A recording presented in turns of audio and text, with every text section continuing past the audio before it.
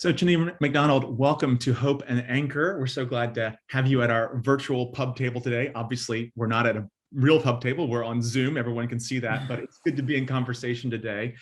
At Hope and Anchor, we'd like to ask all of our guests, where do you live in the world and what's your local? That could be your local pub, your local coffee shop, your local AA meeting, your local dog park, wherever it is that you go kind of on a regular basis to hang out with people, meet friends, make new ones. So where are you in the world and what's your local? So I am in Southeast London, in the suburbs of Southeast London / Kent, on Kent borders. So I live in a town called Sidcup, and it's a very nice town. It's zone 5 of London, but it's also got some green stuff around. So there's some greenery, there's some parks, some horses that live down the road. So it's a perfect kind of mix of the two things. And I live just at the end of the high street. So there's lots of places to go and hang out. We've got some new coffee shops springing up, which Sidcup has been crying out for a long time. But the place that I go regularly, as a mum of a 3-year-old, is our local garden centre called Oh, Ruxley. And it's a great garden centre, but it's also got a cafe. It's also got soft play for the kids. So we regularly meet people there, whether it's just for me to do some work or to meet up with friends, to have some breakfast, or to look at some plants, as we do in your mid-30s. it's like lots of people's lockdown kind of thing, right? Like house plants and garden plants have become like the thing. Yeah. And it's also good because it's also got a pet store on site, so you can go and look at some fish or weird little animals in their little boxes. So yeah, it's a great place. It's got everything you need and Wi-Fi. And Wi-Fi. Perfect. You've got a great job title, Head of Community Fundraising and Public Engagement at Christmas Aid, Christian Aid. You also have a really great, I think, book title, God is Not a White Man and Other Revelations. You're an organizer, you're a journalist, you're an author, you've got an amazing CV. I'm always curious about what's underneath the CV. So not what people do, but why they do it. And I'm just curious, when you think about your life work right now, what's the thing that gets you out of bed in the morning or keeps you up thinking, angry, excited at night? What's the why beneath your work? So a few years ago, I spent some time kind of articulating what I felt my mission was and my calling from God. And I had been a journalist before that. I'd also studied theology. And I realized that the thing that drives me, my mission, is to communicate the good news of the Christian faith to a world that no longer understands it. So for me, that's about showing that actually Christianity is good news and has something to say about every area of society. And the place that I love being the most is that intersection between faith or Christianity and the mainstream and secular. So a lot of the things that I write or do, or even the reason why I work in international development for a Christian organization, is because I want Christianity to be seen as good news and to be an attractive proposition to people out there in the world. And I think so often Christianity's seen as a negative. Some people just don't understand it, don't see its relevance. But I think that I feel a sense of calling to kind of do that translation work, whether that is in media or whether that's in doing things like Thought for the Day on Radio 4 that I present often, just doing that translation work with what's happening in the world to the Christian faith and its relevance. And you said like a world that often doesn't understand it. And I know this is like a huge like meta reason behind that, but what do you think sort of are the blocks between the world, the blocks for the world understanding Christianity? What are the obstacles we have to do that kind of work you just described? Yeah, I think a lot of it comes down to kind of just complete irrelevance. So for the average person in the street who is just living their daily life, they see Christianity or faith in general as something so either backward and something of the past or just very other. So it exists in this other space, which is very spiritual and not grounded in reality. So I think for a lot of people, it's that the part of our role is to show that relevance. So show that actually Christianity is not just about being over here, up there, somewhere different. But actually, the whole point of the Christian faith is this idea of incarnation, of Christ coming of God becoming human, God becoming just like us, God coming into our circumstances. So I think the kind of the irrelevance, and I think part of the reason why that is an obstacle is because I don't think necessarily we've done a very good job of communicating its relevance. So sometimes, over the past few decades, Christian groups have created almost like separate spaces in order to have Christian media, Christian clothing, Christian whatever it is. But actually we should be, I don't think there's a divide between the sacred and the secular. So yeah, often it's about crossing that divide and showing the relevance of faith to every day. Amen. So your most recent book, I know you've written another book, but your most recent one is this beautiful book, God Is Not a White Man. I read it and found it to be stunning. It feels like so many things, like this love song to God, a celebration of Black joy, a protest against racism and white supremacy and superiority, a challenge to the church. But all of it felt like, and this is in the title, all of it felt like testimony, personal testimony. And I'm curious, you could have written the book in so many different ways. Why did you choose for the book to be an extended testimony of your own life? What was that about? Okay, so I can't help but being an oversharer. I think that's part of that's what I'm learning. My problem is I can't really separate myself, my feelings, my experiences from whatever it is that I'm doing. And I think I grew up wanting to be a journalist, trained as a newspaper journalist, and often even studying theology. It was very much about objectivity. So you're writing a theological, about theology and theories that someone else has said, and you're presenting them. In journalism, you are telling someone else's story. And in journalism, there is this kind of idea of the objectivity is what's sacred in journalism, traditionally, in British journalism, at least. But actually, you hear my American accent. This is like watch American journalism and be like, oh, that's why are you talking about yourself? But actually we're seeing the move towards much more human storytelling, which also is about how the story impacts on the individual seeing that story and telling that story. So that's why I felt it important and natural for me to be able to write something that also included my personal stories and testimony.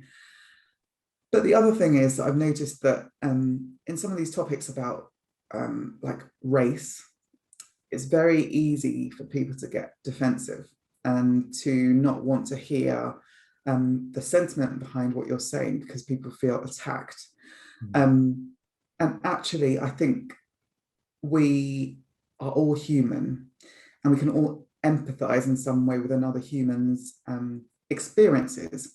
So even though I'm a natural oversharer, I think it's also a tool that I use to be able to, I guess, break down some walls that might exist between people who have different views on race, not for them to feel attacked or judged, but for me to say, hey, here's how I experience this as a human being just like you, and how can we have a conversation about it?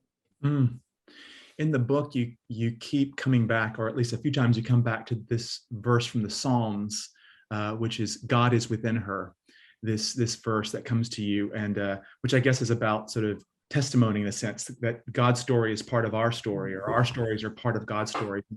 I believe testimony is so important for all people to be able to notice that, but also to speak about that. I'm curious, do you think testimony is particularly important for those who've been oppressed, been wounded, been struggling with life? Is it important for folks who've been in that situation to be able to testify? Oh, I think absolutely, and I think it's about,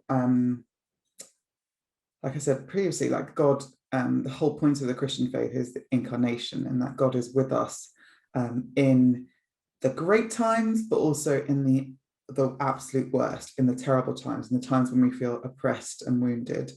I think that is part of the beauty of the Christian faith. So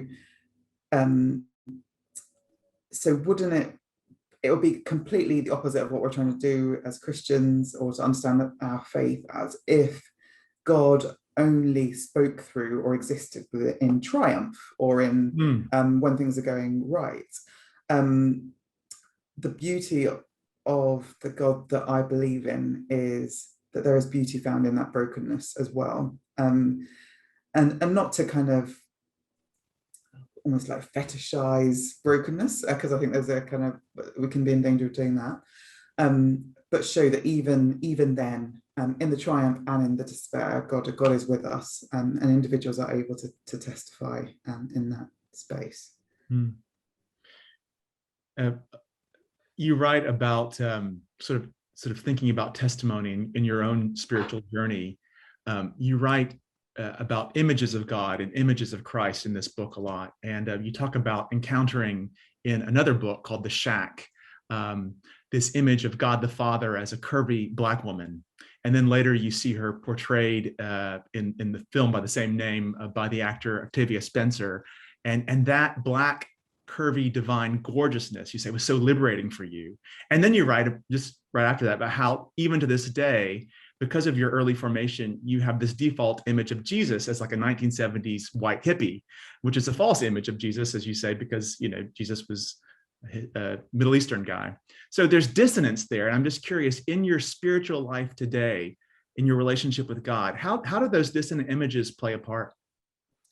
Yeah, it's I get asked this quite a lot, and I'm kind of working on this image that I have of God in my mind.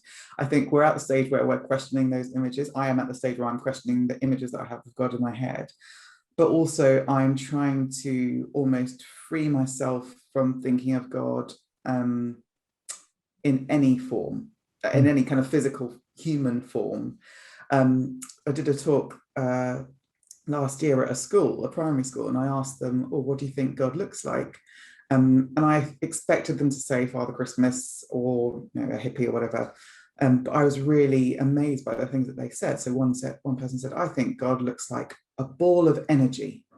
Another said, "I think God looks like a yin yang sign, like half black and half white." I was just like blown away by these non-human ideas of what God might look like.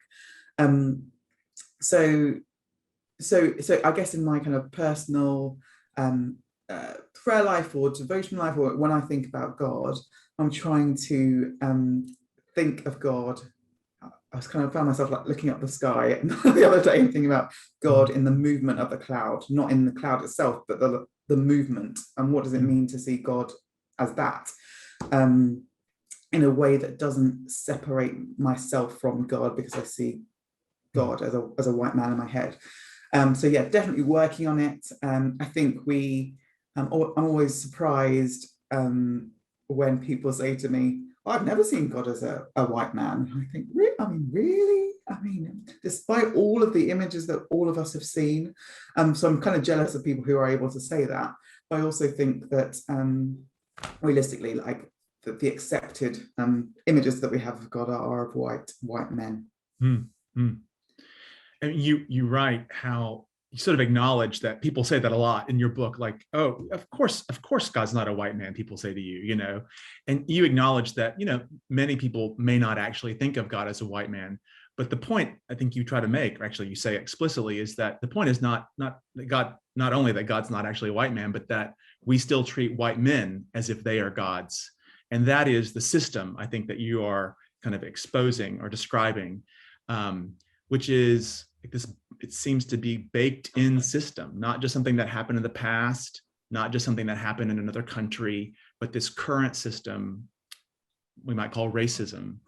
And that baked in system kind of, it hurts, it does different things to different people. It hurts people of color, Black folks and other people of color. It harms, it kills, it oppresses, but it also, and maybe we don't talk about this as much, it also lifts up and privileges white people.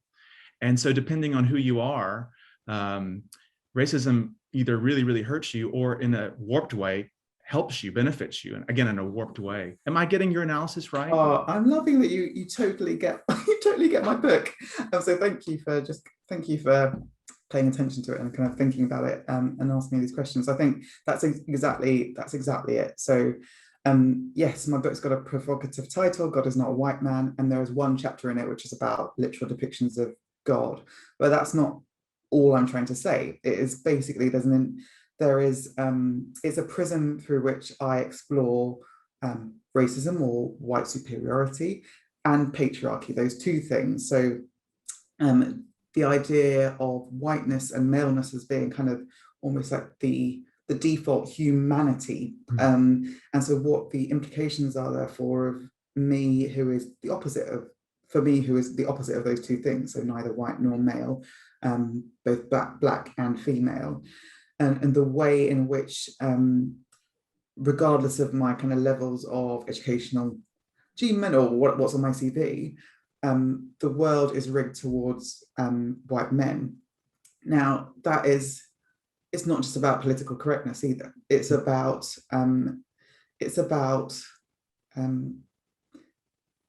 God is bigger than that. Like if God prizes whiteness and maleness above all things, and God is kind of a bit small or narrow, God created every single one of us and our wonderful diversity in so many different places and ways of doing culture and art, and God is bigger. So part of my appeal is about basically making God bigger in our minds than we have made God. And that's another thing as well. I have kind of, one of the things I'm learning or practicing, that I practice throughout the book, is to not use male pronouns for God, because I also think that is a way that we have limited and put God into a man-shaped box that God shouldn't be in. This goes back to that, you were saying earlier around, you kind of in your own spiritual journey, finding images for God that are not just bodied images, but sort of the clouds. And so this expansiveness, we need a bigger God. We need a bigger God. And that's always, I guess, who God has been, but just we put the blinders on. And these systems have put blinders on us all. I'm just curious, like, in my opinion, God is calling Christians who are white to be honest about our participation in white superiority, racism, and to repent and to acknowledge how we benefit from the system and to resist the system in all of its insidious forms. I think that's what I think white Christians are called to do, is to repent and resist and be honest. I'm curious, in your opinion, with regard to racism, what do you think God is calling Black Christians and other Christians of color to? So I think you'll have seen even in the past couple of years, the number of Black Christians who are sharing their testimonies, whether that's through writing or through speaking.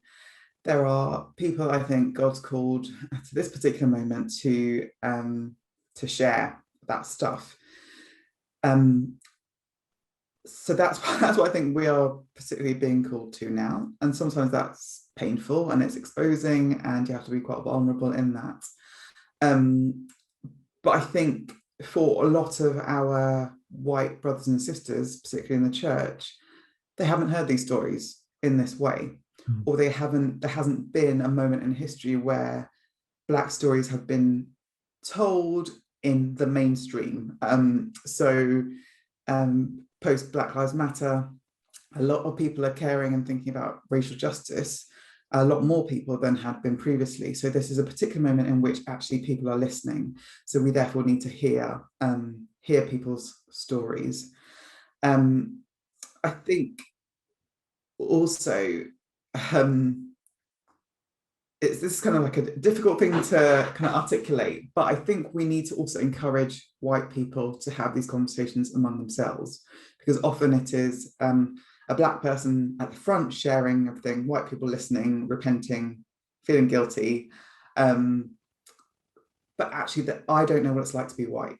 I don't know what it's like to feel those that kind of sense of privilege or guilt. So yeah, obviously it's difficult to then create white-only spaces to discuss things, but actually, how can you share your own stories and feelings in order to be able to move forward? So the work is painful, but that is for everybody. The work is painful, but in different ways. But maybe leading someplace through that pain. You can only, people have said, you can only, move through pain. You can't get around it. So those spaces are really important. I'd say as well that I think that we need to move away from.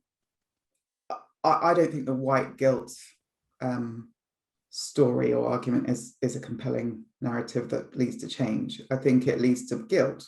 I think it leads to wanting to give up power. Now, in some instances, I think that needs to happen.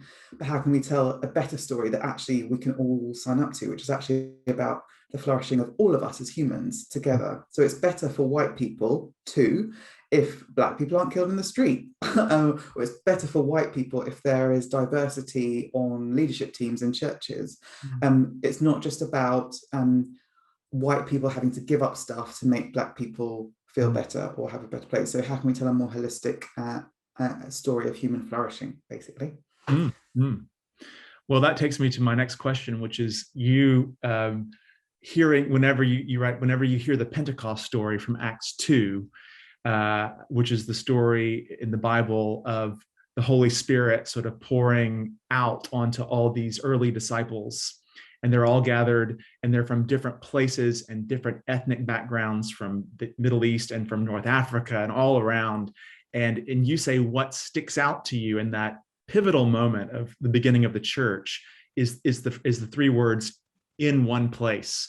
All those folks are in one place. And that is your deep longing for the church, for the world, that it would be multi-ethnic together. And I think we've been talking about how for that to happen meaningfully today, there's work to do.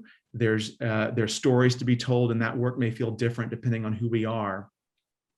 If you were a church planter or a pioneer, and you are on a team that was doing that, I don't know if you think of yourself as a pioneer or not, and you were planting a new gospel-inclusive, multi-ethnic, anti-racist church, what would be your top tip for folks to focus on at the beginning of that project? So starting something totally new, what would be most important to do to get that going? So I think number one is making sure that the people that you lead alongside, so the people that you draw into that team of people that are pioneers, they include people who don't think like you, or don't see the world in the way that you do. And that could be politically, it could be because of their racial background, their gender, and their physical ability. I think that the absolute best teams will be ones that bring perspectives from a range of different places. I think that's the number one thing. And I think out of that, there will come, the outworkings will be things that are different, that we don't necessarily see very often, because they're not necessarily the usual ways of doing things. They might be more innovative, more creative. They might be more difficult to put in place because people can't quite grasp it. But I think that there could be beauty in that. I think thinking particularly in the church context, it's so easy, isn't it, to fall into the usual ways of doing church that might be, you start with a welcome, you have some notices, you have a PowerPoint, you have worship music that's sung by that comes from a particular place in the world. So how can you change that up a bit, include different forms of music from different cultures? How might you make sure that in the talk or the sermon, whatever it is, that you're making sure that the examples that are given, the theologians that are quoted, the people that are spoken about are not just white men from Europe or America. They might include different perspectives. And I think that often involves working a little bit harder to make sure that you do that, and having some checks and going through the discipline of being able to make sure that that is as diverse as possible. So I think those are my kind of main tips for starting something new. I'd love to show up to that church, part of that church. It's thinking about that, thinking about at least a worship service that you just described, I mean, it just feels, I hear you describe that, and it feels to me like so much more interesting and multi-layered than a lot of what I experience in churches, and even services that I've led, you know. So like, so it takes, I guess it takes a little more intentionality for a team to sort of think that way, because it's not just one person sitting behind a computer screen and designing an event, or a service, but you know, the extra intentionality kind of pays off in the fruit of the experience. Absolutely. I think as well, I'm on a leadership team in my church, which is in Southeast London in Deptford. And I don't know if you've ever been to Deptford, but Deptford is like a microcosm of the world. It's like if you walk down Deptford High Street, it's got halal butchers and Asian supermarkets and black hairdressers. And I love that you've got the different people going into each other's spaces, and you've got Chinese people eating Nigerian food, and it's kind of messy and chaotic, but there is just something beautiful in that. And I think that kind of thing is what I think churches should be, celebrating difference, and not putting forward this idea that God likes these people, and God likes, and when you become a Christian, that you have to be like these people. I think there's beauty in the kind of just shaking things up a bit and doing things differently. It requires like a huge amount of trust, I guess, and surrender sometimes. Surrender is not the word I would want to use, but I think about the Holy Spirit coming into that room of first disciples, and like, it was beautiful, but sort of out of control, uncontrollable. And so if you're going to do any kind of worship service or community party that relies on multiple participation, it's going to be uncontrollable in a sense. You can't control freak it. You can't stage manage it. And I think, which I think is wonderful, but it's a whole different kind of emotional space, I think, to get into from how sometimes we've thought about the tight measuredness of worship or other events. Yeah, it's scary as well, because I know, even though I'm saying, you know, oh, this would be great, and in theory, I wonder what would happen if I actually went to a church that was kind of like that. And actually, the reason why I'm in the church I am is because I walked in and it was absolute chaos, and I thought, this is what I need. This is what I need. I had spent a long time in very perfectly formed churches. And actually what I needed to see, like, my life was just the chaos that comes with not getting things right necessarily all the time. So that's why I've stuck around in mine, because it's a mess. I think there are a lot of people whose lives, including mine, are so are sort of at times chaotic, that it's like oh, right, this is me. I see myself here. I can trust these people because they're not trying to put on some sort of polished show. Yeah. Well, I want to move to a different part of your book, and there are so many amazing lines in the book. I mean, the content's stunning, but like, so many great quotable quotes. But one of my favorite lines in the book was, I don't know if people have lifted this out for you, but the quote is, "When doubt creeps into my mind about the existence of God, I remember we live in a world where Beyoncé exists, and that is all the proof I need." In my margin, I wrote, "Amen." I was telling my husband about it, and he had just watched Beyonce's Glastonbury set from a few years ago, and he was like, "She took me to church." Yeah. So just in a nutshell, why is her music so powerful for you? So yeah, in the book, in that chapter, I'm writing quite a lot through the lens of Beyonce's Lemonade album, which to me has got this kind of psalm-like quality. It's like the Psalms in that it's got so much texture, it's got like high points and low points, and it's kind of sharing all the warts and all of being human, but also being Black and being a woman. I think that Beyonce is, first of all, just stunning. She's just a beautiful, beautiful person, beautiful woman. And I just think, oh, like, you know, God, like, you know, God created her and she is beautiful. And so there's that, but then it's her creativity and the power that she puts forward in her music. And I think that for people who aren't that familiar with Beyonce's work, you might think that she is just a pop star who's married to a rapper, but there is so much spirituality in some of the music and the poetry that she uses and the words that she uses, which actually speak to I think what Christianity is about. And then she kind of drops some kind of quite overt Christian-y kinds of lines about God, but there's also the kind of subtlety that runs throughout as well. So that's why I think Beyoncé is proof of God's existence. But people are sometimes like, explain what exactly do you mean by that? But for those who get it, we get it. I was in the amen corner, sister. That was like, I got it. I got it. We like to play a little game on Hope and Anchor, and I wonder if you'd be willing to play. We invite our guests to sort of test their musical and biblical knowledge. And I wonder if you'd like to play, just for a few minutes, the game, is it the Bible or is it Beyonce? Would you like to play? Oh, yeah. So here's how it'll work.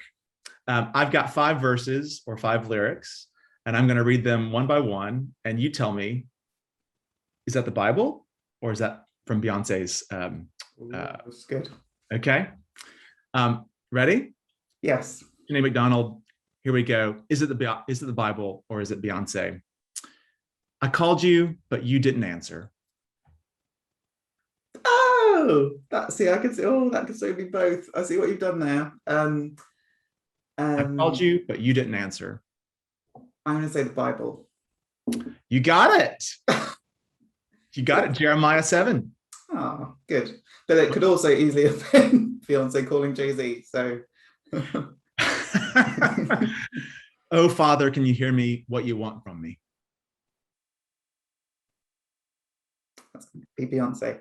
That is Beyonce from Freedom. Oh, I love that song. I've been alone when I'm surrounded by friends. How could the silence be so loud?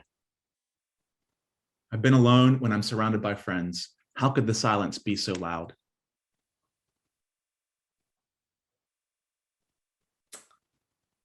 I'm going to go Bible. Oh, Beyonce, Ave Maria. Oh, okay. I was thinking maybe it's a little like modern translation of something. Okay. So you've got your two in the plus column, 1 in the wrong column. We got two more to go. I'll show up and take care of you as I promised and bring you back home. I'll show up and take care of you as I promised and bring you back home. See, I think Beyonce. Oh, it's Jeremiah again. But your point is being proven that Beyonce is a testifier of the biblical story, right? All right, so we're 2 and 2. One last one. This is make or break. Oh dear, right. I better get this right. Okay. Go into that far off land and be one with the great I am. Lisa, why have you done this to me? Go into that far off land and be one with the great I am.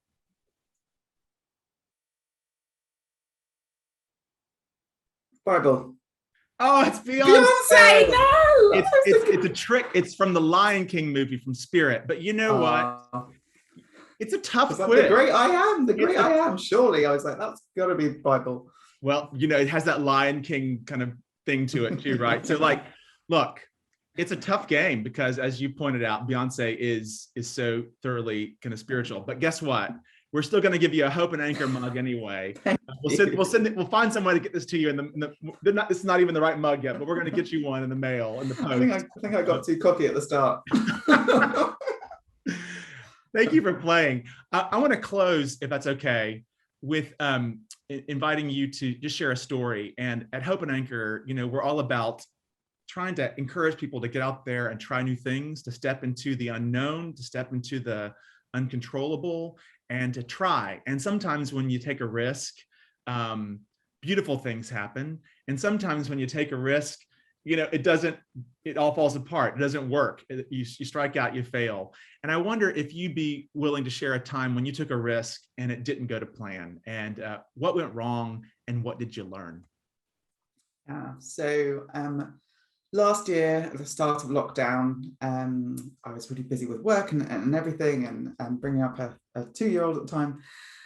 And one of my friends worked for HM Treasury at the time, and they had come up with the furlough scheme. And my friend had worked really hard on this, and I just said to her, "Thank you, on behalf of the nation, for the furlough scheme and all the work you did for that." And I thought, wouldn't there be if wouldn't it be brilliant if I could find a way to thank my friend during this time of COVID, while everything's shut, with a pint at her local pub when it reopens, right? I had a brainwave, and I thought, well, we could start a new business called Gift Local, which is about basically buying dinner or drinks or haircuts or whatever for a friend in their local area, so they could have vouchers for when all of these things reopen post COVID. So obviously, brilliant idea, because it would help the businesses and it would help your friend, and it can form community. So I got 2 friends on board, both of whom had been made redundant during COVID. One who worked in sales, and one who worked in e-commerce. Perfect, and I would be the kind of brand and PR person. So we basically started this new business, create the new website, the branding, all of the stuff, and it lasted for 3 months. We didn't get that much business. Everyone thought, oh, great idea, but actually you need a lot of money to be able to get these things off the ground. You need a lot of time, which I didn't have. And what I learned in that process was that, yeah, it's not just about a good idea. It's also about having the right resources in place, the right capacity to be able to take things forward. But I did learn that actually everyone loves a bit of community, whether that's the communities that we were trying to work with, but also my own friends that I worked with on that project. And we had to make the decision after 3 months to kind of close it down. So we had that difficult conversation and to recognize that it wasn't working, and we don't need to just kind of keep going. So those are things I learned from Gift Local, the failure. Oh, it's tough, isn't it? It's even it's maybe easier looking back on it now to sort of tell a story about it. But I imagine in the moment it was really, really rough. If you had to go back to the beginning, what would you have done anything? Do you think you could have done anything differently, or was it just a matter of like it wasn't meant to be? I think we needed more people. I think we needed more people, and we needed some kind of better funding mechanism. But the other thing was, when you set something up like that, you're setting it up within a particular context. So we assumed in our head, because we'd never been in COVID before, we assumed that at some point in a few weeks' time, all of the restaurants and shops would open again. Now, we obviously know that didn't happen. That went on for much longer. Restaurants and things that started to do their own kind of vouchers and schemes and innovated. So we can't tell the future. All you can do is kind of create something for now and see what happens in the months and years that follow. Yeah. Oh, thank you so much for being willing to share that. I think sometimes we, especially in social media and on chat shows, we always want to tell stories about success, and those are wonderful. It's wonderful to succeed and for things to work out, but it's lovely also to hear people's stories of vulnerability, of when it didn't go to plan, because I think that's the experience of all of us from time to time, maybe more often than not. So yeah, thanks for being willing to share that. Thank you. Last question as we wrap up. You mentioned being at St. Paul's Cathedral for a major event, and you sang a song.